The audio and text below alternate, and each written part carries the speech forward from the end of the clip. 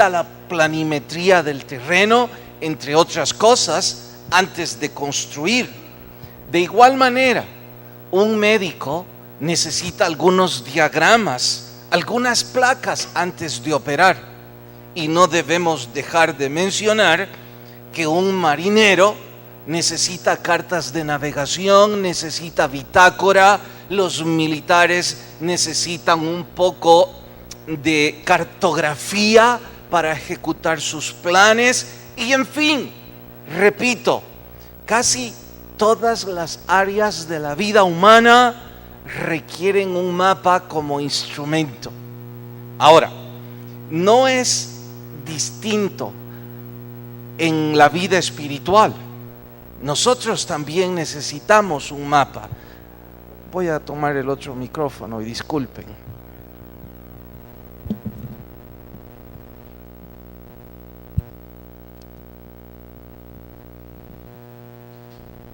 Ahora desconecta eso. Entonces, así en la vida humana necesitamos un mapa. Y sin retórica y con toda practicidad voy a decir que la Biblia es ese mapa espiritual que lamentablemente muchos deciden no consultar. Prefieren ir por la vida de tumbo en tumbo antes de consultar esa cartografía. Ahora, de la misma manera que un ingeniero necesita ganar algunos créditos académicos para leer un plano, o de la misma manera que un militar necesita saber sobre puntos de coordinación para establecer detalles en el mapa, o que un piloto necesita saber sobre principios de bitácora, así sucede en la Biblia. Usted y yo necesitamos ganar algunos créditos académicos para saber cómo interpretar el mapa de la Biblia. Y vea, si yo digo que la Biblia es el mapa espiritual, dejar de consultarlo, pues es una torpeza enorme de parte nuestra. Estamos como yendo a ciegas por la vida. Y en efecto, eso es lo que muchos hemos hecho durante muchos años, yendo a ciegas. Dijo el otro día una familia, puntualmente la mamá, ¿cómo quisiera que hubiese existido un mapa que me dijera dónde caminar para guiar a mis hijos? En realidad había un mapa. Como también ese joven respondió, yo también hubiera querido que alguien me diera un manual cómo llevarme bien con mis padres. Es que sí existe ese manual. La Biblia tiene todas esas cosas, pero lo dije antes y ahora lo repito. No porque usted lleva primer ciclo en la universidad estudiando ingeniería civil o arquitectura, se volverá un experto en leer planos. Requerirá algunos créditos académicos para saber interpretarlos. Y es probable que para volverse experto va a necesitar toda una vida. Pues la Biblia es algo como eso. Aun cuando contiene consejos prácticos y manual, aunque no lo crean, hasta para las relaciones sexuales entre esposos, el asunto es que hay que ganar algunos créditos para saber interpretarlos. Y como lamentablemente muchas veces los que ocupamos los púlpitos ocupamos más tiempo en decir nuestras ideas que en estudiar la Biblia, a la gente se le dificulta el doble tratar de interpretar ese mapa. Esta noche voy a mostrarles apenas un pequeño bosquejo de ese mapa. Sé que para algunos de ustedes parezca como novedad o increíble el hecho de que le mencione que en este libro está toda la historia de la humanidad Y no solo hablo desde el principio, sino también hasta el final. Ustedes me refutarán, ¿cómo que el final si eso no ha sucedido? Cierto, pero está profetizado. Y cuando alguien que estudia los mapas y que en este tema puntual la ciencia se llama escatología, asuntos del porvenir que están trazados en la profecía bíblica, entonces puede interpretar eso. Ahora, no pretendemos en esta noche aprender a leer todo el mapa, ni tampoco perseguimos volvernos expertos. Requerirá muchos créditos académicos en varias ciencias para medio interpretarlos, y probablemente necesitamos toda una vida para aprender bien cómo interpretarlo. Pero los puntos que voy a mostrarles son necesarios para la profecía que hoy vamos a estudiar. Dicho de otra manera, nuestro sermón de hoy habla sobre 4 versos que son relevantes en el libro de Miqueas, pero los 4 son en momentos distintos del mapa o del bosquejo de la historia de la humanidad. Entonces, si usted no sabe en qué puntos están, usted se confundirá y dirá, ¿de qué están hablando? Pero cuando usted sabe dónde ubicarlos en el mapa, pues entonces es mucho más sencillo que usted logre interpretar todo lo que Miqueas quería enseñarnos. Por esto y más es que titulamos a nuestro estudio de hoy Los grandes textos de Miqueas. Vayan en sus Biblias hasta Miqueas capítulo 3 y por favor, cuando la cita encuentran, les suplico se pongan de pie. Miqueas capítulo 3. Vamos hasta el verso 12. ¿Listas sus Biblias?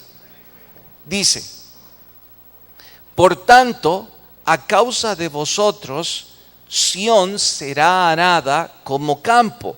Cuando habla a Sión, se está refiriendo a Jerusalén, desde luego. Y Jerusalén vendrá a ser arada en montones de ruinas, y el monte de la casa como cumbres de bosque. Hasta ahí leemos y oramos. Señor, te ruego hables a nuestras vidas y que tu espíritu nos edifique y que podamos entender lo que tú traes para cada uno de nosotros. Gracias por tu bendición, en el nombre de Jesús. Amén. Pueden tomar su asiento.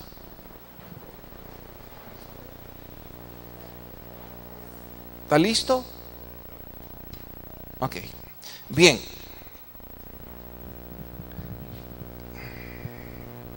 Como antes les dije, en este mapa solo voy a mostrar algunos detalles. Y aunque pude traer esto desde el principio de la historia, para nosotros basta hasta aquí. Este es Abraham. Aquí nos quedamos con Jacob. Y estos 12 que ven aquí, para los que están en este lado, estos 12 que ven aquí, ¿sabe qué, Luis? Sí, como usted está con el cursor, entonces siga mi punto rojo para que en los dos lados puedan. Bien, estos 12 que están aquí son la formación de la nación hebrea. Aquí nace. Y si yo quiero ir viendo en el mapa los detalles, sabría en qué momento de la historia nació Israel como nación. Pero no es importante para hoy. Sigamos. Próximo. Bien, si lo arreglas, Arnoldo, a ver si hago uno entre los dos. Aquí estamos con Moisés, que es lo que ustedes más conocen en la historia. Yendo por el desierto, llega hasta Josué, su sucesor, y aquí en David estamos con la época de oro de la nación hebrea. Este es nuestro punto de partida. Me fui un poco atrás porque sé que la mayor parte de ustedes conoce por televisión Moisés, la esclavitud egipcia, etcétera, etcétera. Pero nuestro punto de partida es el gobierno de estos tres reyes, Saúl, David y Salomón. Pueden ver acá arriba, está el templo de Salomón, y a lo lejos han tratado de visualizar algo majestuoso, porque Salomón es la época de oro de la nación hebrea. Si alguna vez Israel fue importante, fue precisamente en este momento de la historia. Vamos un poco más. Ahora, en estas dos líneas, un poco más arriba, por favor. En estas dos tenemos a los reyes de ambas naciones. Digo Israel, ahora me refiero a ambas naciones, porque en otros estudios les he explicado que se partió en dos. Entonces arriba tenemos los reyes del norte y abajo tenemos los reyes del sur. Y si quieren seguir esta línea roja, es porque ese es el linaje del Mesías príncipe, de nuestro Señor Jesucristo.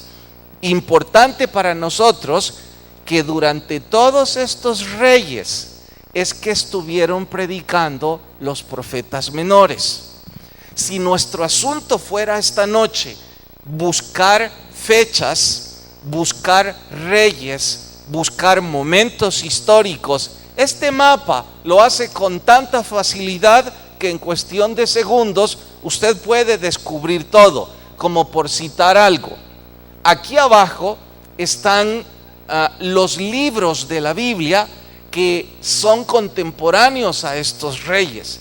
Y además de eso, si ustedes ven aquí, dice los profetas, sé que hasta allá al fondo no se va a ver, pero aquí dice los profetas, y están todos los profetas que hablaron en la época de estos reyes. Entonces, cuando nosotros empezamos el libro de Miqueas, recordarán que hice relación, porque el libro hace relación a tres reyes, a Joatán, a Ezequías y olvido el primero, Acaz.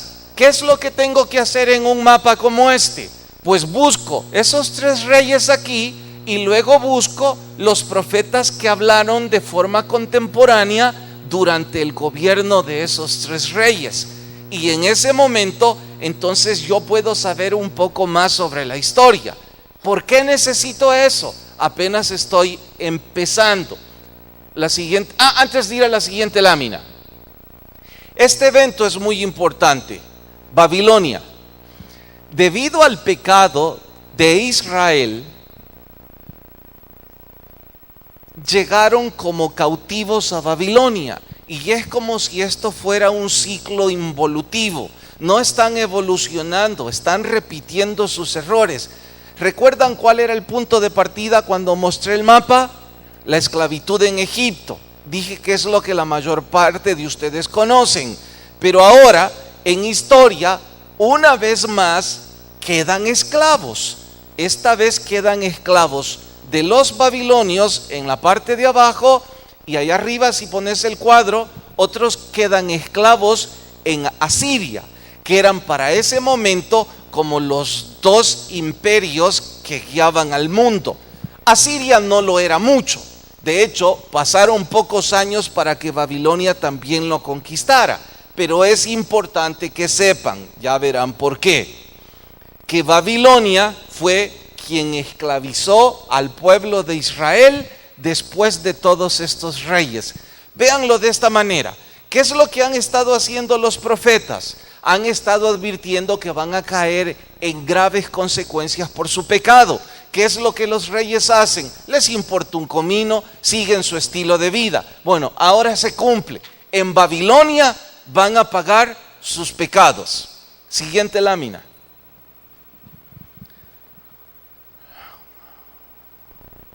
Acá pueden ver a tres de los profetas, si no más importantes, son como los tres profetas que marcan el Nuevo Testamento. No son parte del Nuevo Testamento, pero sí marcan la llegada del Mesías príncipe. Son Ageo, Zacarías y Malaquías. Ellos fueron profetas mientras el pueblo era cautivo. los que hasta ahora hemos estudiado son profetas con el pueblo no cautivo. ¿Y eso por qué es importante? Ya lo verán. Por hoy solo deben saber que Ageo, Zacarías y Malaquías, ellos no enseñaron al Israel libre, sino a un Israel cautivo. Bueno, hasta ahí es Antiguo Testamento. Vaya a la siguiente lámina. Ahora vamos a Nuevo Testamento. Nuevo Testamento es prácticamente ya nuestra historia. Digo nuestra historia hablando en cuanto a época bíblica. Aquí el evento que va a marcar la historia es la crucifixión de Cristo. Y pueden ver la cruz, pueden ver la resurrección. No voy a hablar de todos los detalles anteriores porque no es nuestro asunto. Podríamos, pero no es parte de nuestro estudio leer todo el mapa.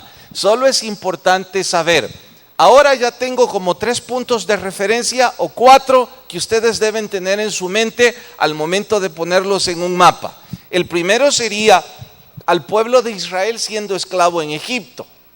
Salen de ahí a través de Moisés, llega la época de los reyes, en donde el rey más grande fue David y su hijo es la época de oro. Es otro punto de referencia importante.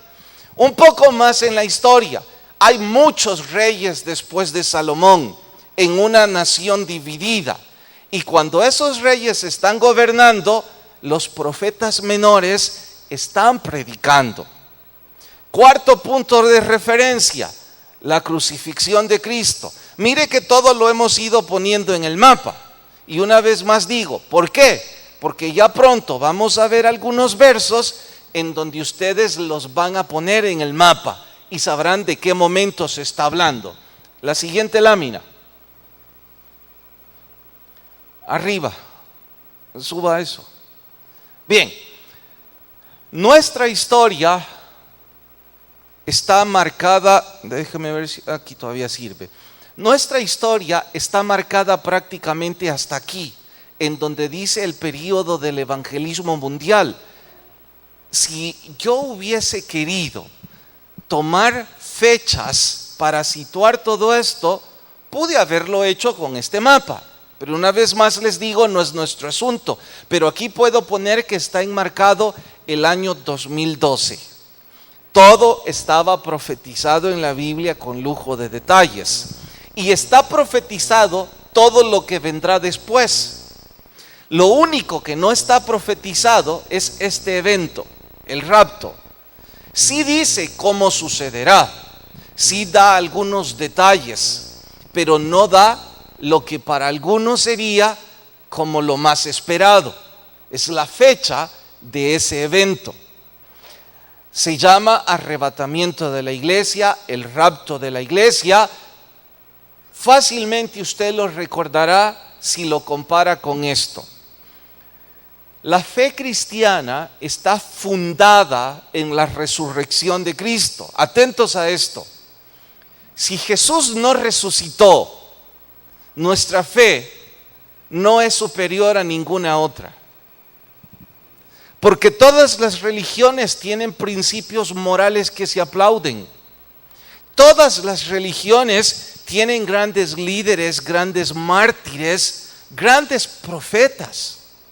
Lo único que diferencia a la religión cristiana con todas las demás es que Cristo Jesús resucitó. Y eso la convierte también en la organización más poderosa del planeta. No estoy hablando de poder militar, económico o político. Estoy hablando de poder espiritual. La razón es simple y sencillamente la resurrección del Señor Jesús. ¿Por qué es importante para nosotros? Porque Jesús prometió que de la misma forma que Él resucitó, nosotros resucitaremos con Él algún día. Y les dije que esta es la parte más importante por lo que ahora cito. Imagínense que la resurrección no existe. Entonces les pregunto, ¿qué nos diferencia de los animales?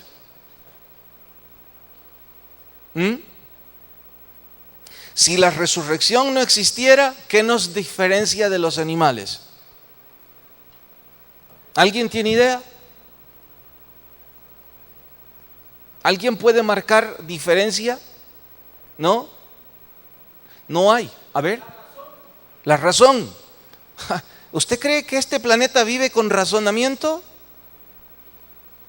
¿Exagero si digo que la mayor parte de este planeta vive sin razón alguna? ¿Sin sensatez? De hecho, los animales no se matan con seres de su misma especie. Ni se arrancan la cabeza, ni la ponen aquí para que los demás vean. Solo los humanos hacen esas cosas. Y los animales no se comen a sus bebés. Mira el escándalo que se armó en los Estados Unidos antes de que el año terminara porque un niño asesinó. ¿Cuántos niños en la escuela? ¿Cuántos? 20. Yendo a clases, hicieron todo un escándalo. Y si usted dice, pastor, pero es que eso era digno de escándalo. ¿Sabe cuántos niños matan en los Estados Unidos cada día por el aborto?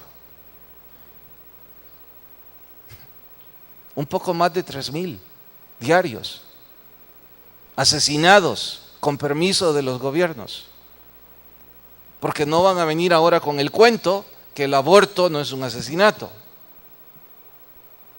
Entonces, algunos dijeron que era amarillismo, que algunos reporteros dijeran, ¿y cuál es el escándalo del gobierno si ustedes están asesinando miles a diario legalizando el aborto? Sin dejar de mencionar cuántos miles matan en sus guerras.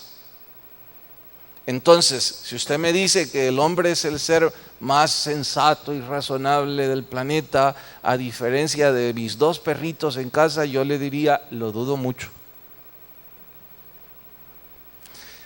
Lo único que diferencia a los animales del ser humano es la fe en una nueva vida.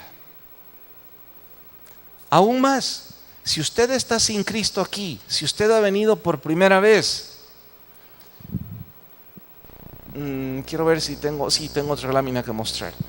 Si usted ha venido por primera vez, o usted ha venido muchas veces pero no sabe qué va a pasar si usted muere esta noche, se lo quiero preguntar con toda seriedad, y ya que usted no sabe que yo sé que usted está pensando en eso, respóndase.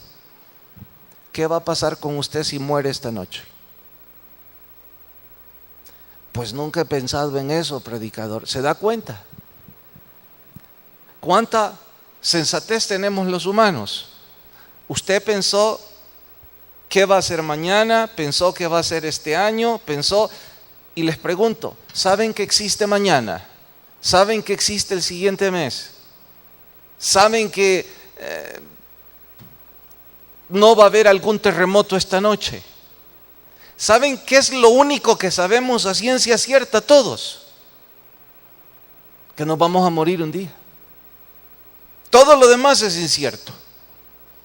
Pero de que nos vamos a morir, eso ni lo dude. Especialmente que algunos ya parecen que están muriendo. Eso no lo podemos dudar. Pero eso es lo último que algunos piensan. Piensan que van a hacer algunos incluso al retirarse de sus trabajos o de sus profesiones, y cómo van a vivir una vejez de forma cómoda. ¿Y quién le garantiza que usted va a tener vejez cómoda? La única certidumbre es que nos vamos a morir. Entonces deberíamos averiguar sobre la vida después de la vida, pero no lo hemos hecho. Y en eso se enmarca la diferencia de creer en Cristo como un Jesús resucitado y creer que algún día nosotros resucitaremos con Él. Algo extra.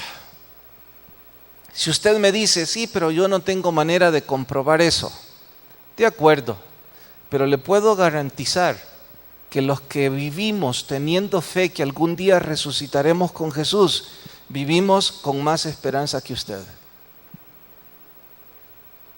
Y si esto no es suficiente, si usted tiene a alguien que ha amado mucho y murió, y usted sabe que él o ella no tuvo fe en Jesús igual que usted y que no sabe qué es de la vida después de la vida, lo desafío, quítese la angustia del corazón. No se puede. Pregúntele a aquellos que tienen fe en que algún día se volverán a encontrar con la gente que amaron y le dirán de memoria que un día el Señor mismo, con voz de mando, con trompeta de Dios y con voz de arcángel, descenderá del cielo. Los muertos en Cristo resucitarán primero y luego nosotros, los que hayamos quedado vivos, resucitaremos juntamente con Él. Y eso nos da esperanza. Eso se llama fe y es fundada en la resurrección de Jesucristo. Ahora, para terminar el mapa y los puntos de referencia, porque ¿qué tenía que ver todo eso con Miqueas? Ya lo verá, la última lámina. Después del rapto viene un tiempo de 1000 años que está profetizado en la Biblia, que se llama milenio. Ahí en donde está el arco que dice Rey de Reyes y Señor de Señores. Se llama reino milenial de Cristo. Dice que Jesús va a reinar 1000 años aquí en la tierra y que los que fuimos cristianos, los que pusimos fe en Jesús, vamos a reinar con Él. Hasta ahí los puntos de referencia y hasta ahí el mapa. Ahora lo apagan, porfa. Ahora vamos a Miqueas. Y usted dice, ¿por qué dio tanta vuelta? Bueno, es que el asunto es que no se puede estudiar los versos que vienen si usted no tiene esos puntos de referencia, porque no podrá ubicarlos. Ahora, deben entender, Miqueas no sabía esto que sé yo ahora y que usted también está conociendo cuando lo escribió. Miqueas simple y sencillamente se le fue dada una profecía. Él la escribió y no supo en qué momento de la historia colocarla. Nosotros lo sabemos porque prácticamente la historia ya se ha escrito.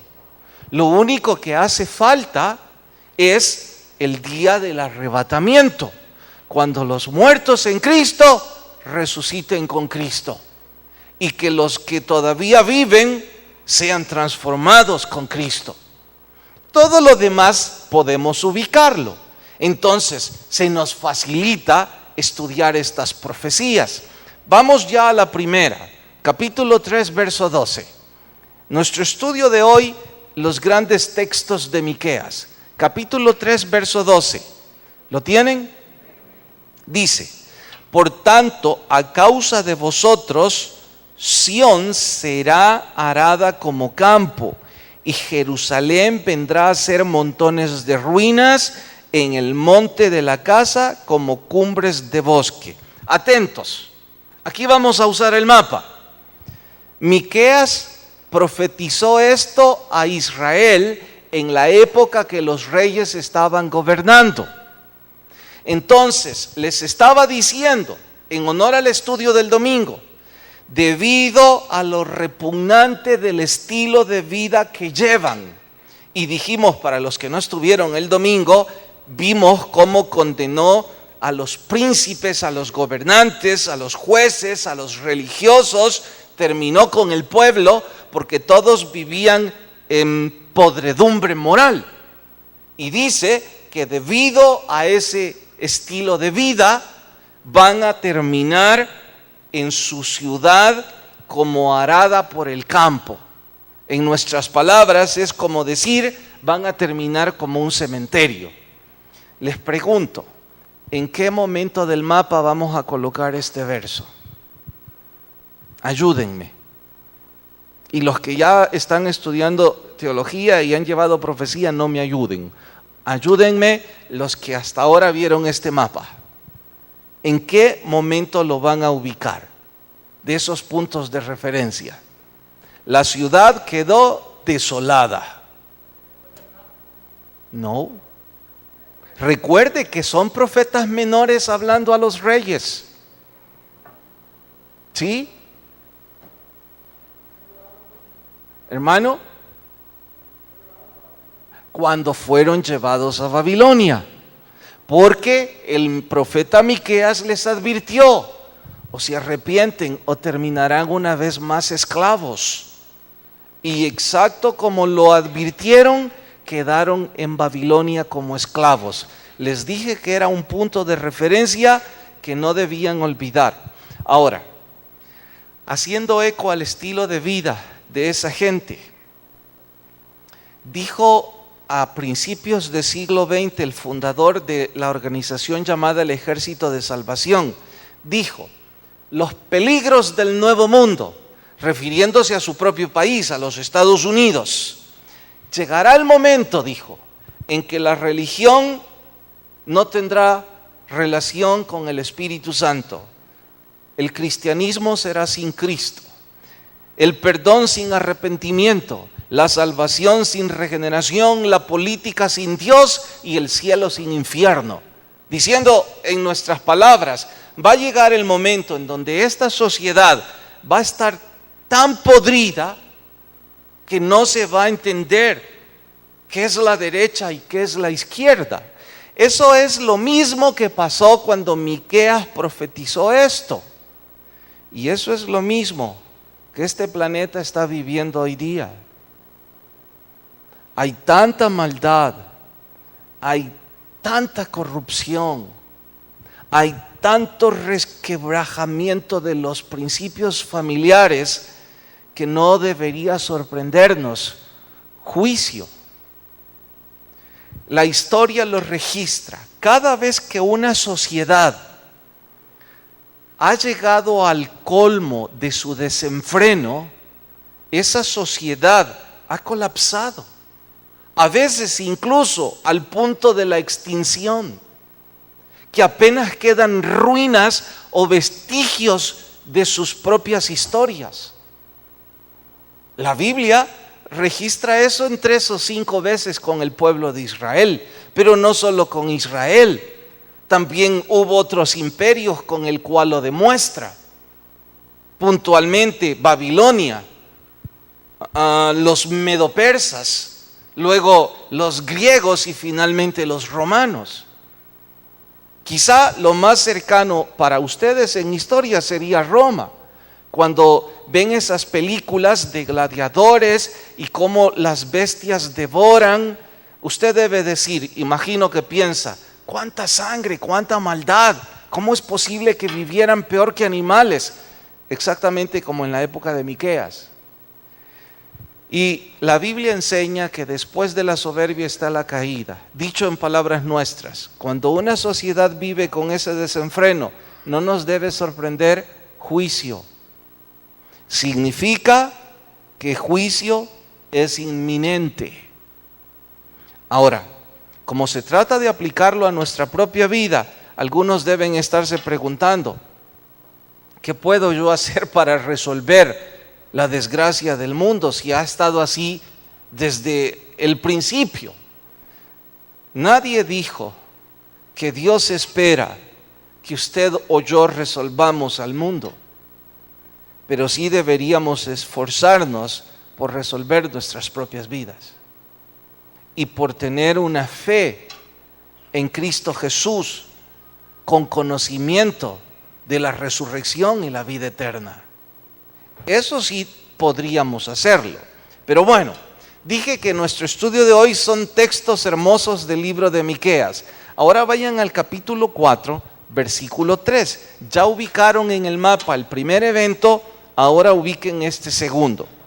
Capítulo 4, versículo 3. Dice: y él juzgará, refiriéndose a Dios, entre muchos pueblos, y corregirá a naciones poderosas hasta muy lejos, y martillarán sus espadas para asadones y sus lanzas para hoces. No alzará espada nación contra nación, ni se ensayarán más para la guerra. Se sentará cada uno debajo de su vid y debajo de su higuera, y no habrá quien los amedrente, porque la boca de Jehová de los ejércitos lo ha hablado. aunque todos los pueblos anden cada uno en el nombre de su Dios, nosotros con todo andaremos en el nombre de nuestro Dios eternamente y para siempre. Miqueas está diciendo en esta profecía, aunque hoy por hoy cada quien ande como le dé la gana en pos de sus deidades, sus placeres y sus filosofías, dice él, nosotros nos mantendremos con nuestro Dios eternamente y para siempre. Y llegará el momento, dice, en que este mundo lleno de suciedad y maldad cambiará. Y que sus espadas y sus lanzas, que son instrumentos de guerra, instrumentos para matar, serán convertidos en hoces y asadones. Son herramientas para trabajar la tierra y dar comida. Esto, para los muy poéticos, dirían que es simple y sencillamente el deseo de un profeta melancólico, lleno de poesía, queriendo soñar con un mundo utópico que no sucederá. Porque desde el principio de la historia, la humanidad no está interesado en construir a escala herramientas para trabajar la tierra. La humanidad está interesada en construir armas para matarse mutuamente. Si usted quiere un poco más al respecto de información, en Google ponga armas de guerra de los países poderosos. Pasará horas boquiabierto con los documentales de armas de guerra de destrucción masiva, pero increíbles. Cosas que uno se queda boquiabierto pensando, ¿cómo construyen esto? ¿Cuántos millones de dólares puede costar simple y sencillamente que los Estados Unidos acaban de apostar a un crucero? No es un crucero, es un destructor. Es esos que tienen jets, que son ciudades militares, a no sé cuántas millas del Golfo Pérsico, porque amenazaron no sé cuántas cosas. Y en el documental que estuve viendo, dice que cada día, para que ese barco esté ahí, cuesta cerca de 90 millones al día. Para que ese barco esté ahí. Yo me puse a multiplicar cuántos meses va a estar. Cuánta gente que se muere sin comida, que se muere de hambre, podrían alimentar si en lugar de hacer la guerra llevan comida. Pero la humanidad nunca ha estado interesada en tecnología para trabajar la tierra. ¿Sabe que son contadas las potencias en el mundo que invierten en sus laboratorios de investigación científica muchos millones para desarrollar herramientas para producir la tierra? Y hasta donde yo he leído no superan 7 u 8, Y las pocas cosas que han hecho, también uno queda boquiabierto.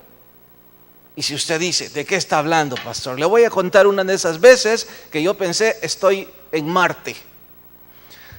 En la parte del norte de Belice hay una comunidad menonita en donde muy poco permiten el ingreso de latinos. Casi todos son franceses, canadienses o de origen norteamericano. No sé cuántos kilómetros cuadrados son, pero ahí hay una iglesia de Calvary Chapel y yo estuve predicando en ese lugar. Uno de los miembros de la iglesia me llevó a su jardín. Me dijo, te quiero llevar en nuestro español a mi milpa. Entonces yo me imaginé que como me dijo su jardín, iba a ser algo quizás la mitad de esto o tal vez un poco más por las riquezas de los menonitas, pero cuando me dijo, ¿no tenés miedo a subirte en la avioneta? Y no me dijiste que al jardín. Sí, pero para enseñártelo todo te tengo que llevar en la avioneta, me dijo. Sí tengo miedo, le dije. No es necesario, puedo verlo desde aquí. Y no estoy hablando que solo ellos tenían una. Estoy hablando que en toda esa comunidad todos tienen una avioneta que las manejan sus hijos de 12 años para regar veneno en la tierra para su producción. Lo que me sorprendió no es eso. Vi una máquina que, sin exagerarles, es la mitad del templo con 5 o 7 metros de altura hasta terminar allá. Es un monstruo. Pensé que eso lo habían sacado de alguna de esas películas de los Autobots y que pronto se iba a desarmar y de ahí iba a salir Mazinger. Yo algo así imaginé. Y tal vez es mi ignorancia, pero es que cuando la vi, yo le pregunté, ¿y eso qué es? Ah, es mi tractor, me dijo. ¿Y qué hace tu tractor?, le dije. Te voy a mostrar. Llamó a uno de sus trabajadores, se subieron, me llevó a su otro jardincito.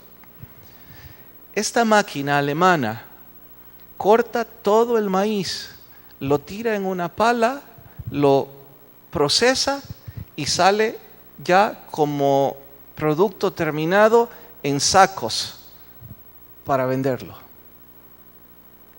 Solo necesita un obrero. Y me dijo que hace 3 horas puede cortar cerca de 20, 30 kilómetros cuadrados. Yo pensé, ahora que leo esto, ¿y si el hombre, en lugar de construir tantas armas de guerra, hiciera cosas como estas? ¿Han visto que en ¿cuál es la bandera de los países comunistas que tiene un asadón por una hoz por símbolo? ¿Cuál es? Los soviéticos. Ahora saben por qué. Porque en la revolución ellos decían que iban a cambiar las espadas y las lanzas por hoces, tal como el profeta lo dijo. Por supuesto no lo hicieron, pero esa era la idea. Miqueas dice que alguna vez eso sucederá y que este planeta llegará a un momento en donde el hombre dejará las armas y las convertirá en instrumentos para arar la tierra. ¿Cuándo va a suceder eso en el mapa que vimos?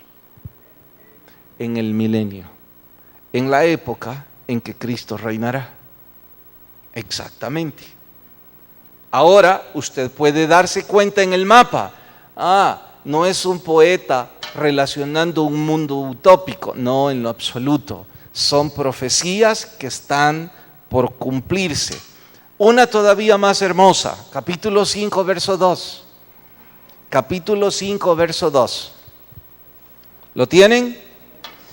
Pero Belén Efrata, pero tú, Belén Efrata, pequeña para estar entre las familias de Judá, de ti me saldrá el que será Señor en Israel, y sus salidas son desde el principio y desde los días de la eternidad. ¿Quién es este? Jesús, exacto. Ahora, ¿cuándo fue escrito esto? Aproximadamente 700 años antes de que Cristo naciera. Miqueas estaba profetizando el punto geográfico específico en donde Jesús iba a nacer. El mundo entero puede tirarle mucha arena a todas estas profecías para que la gente desvíe su atención. No existe un personaje en la historia de la humanidad que haya nacido en Belén y que haya dado tanto que hablar a la historia de la humanidad como Cristo Jesús. Es el único. Y estaba profetizado dónde iba a nacer. ¿Y sabe por qué es relevante dónde iba a nacer? Atentos a esta ilustración, muy burda, pero me va a servir. Dígame usted la ciudad más insignificante de todo Centroamérica, el pueblo más insignificante de todo Centroamérica. ¿Nadie?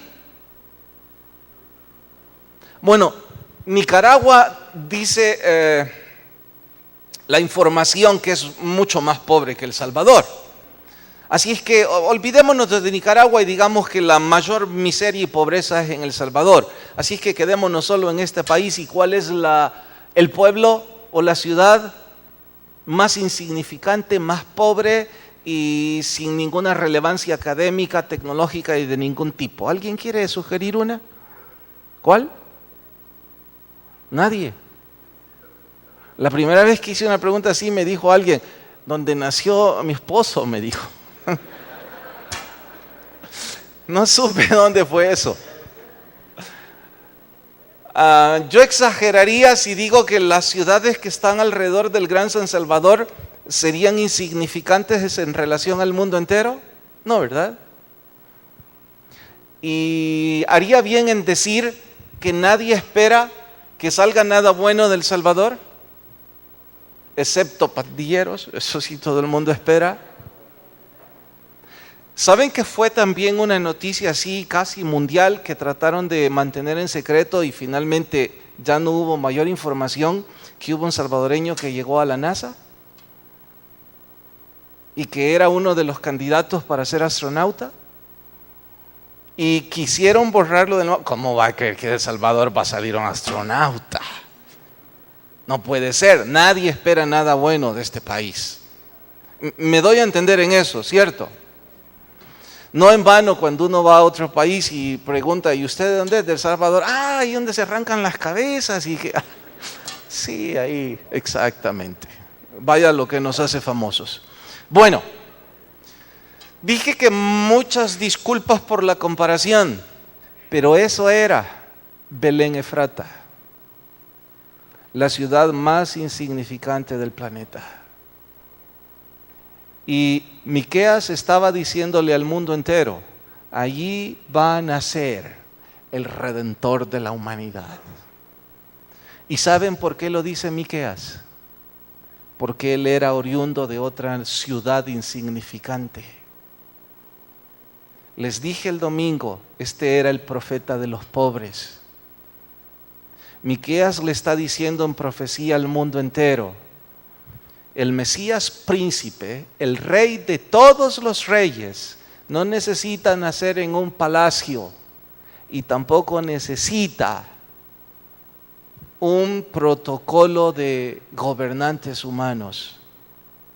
Él va a nacer en un pequeño pueblito en donde nadie espera nada, excepto que los pobres intenten salir adelante.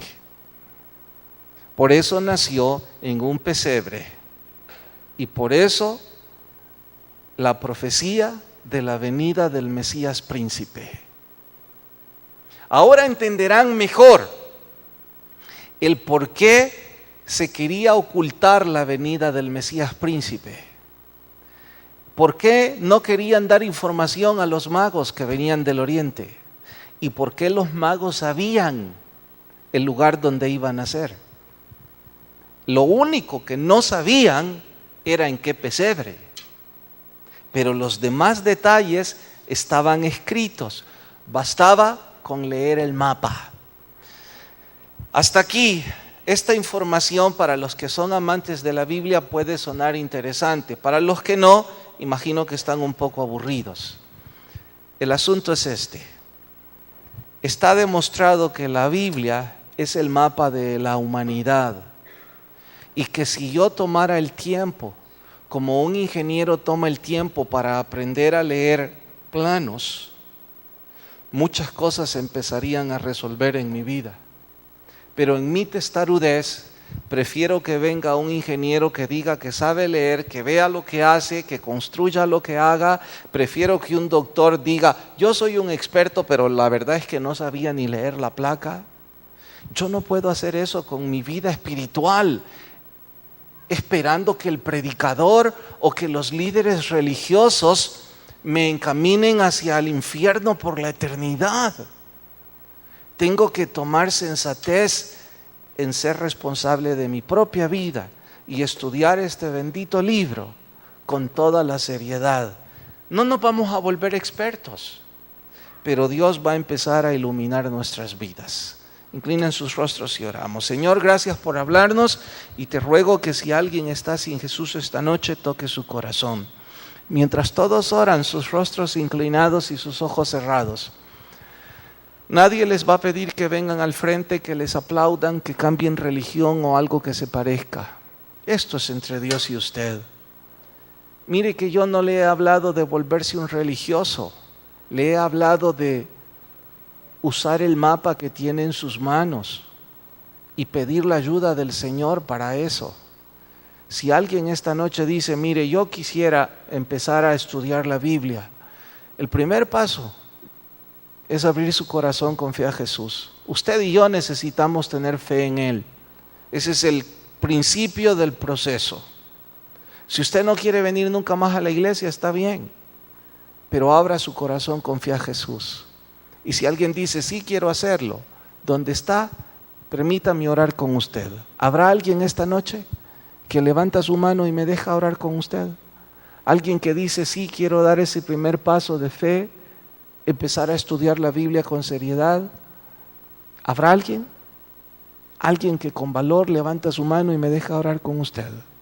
Señor, si todos somos salvos, gracias. Si hubo personas que no, te ruego que no tomes esto como una vez más que rechazan tu palabra y que les des otra oportunidad de abrir sus corazones con fe.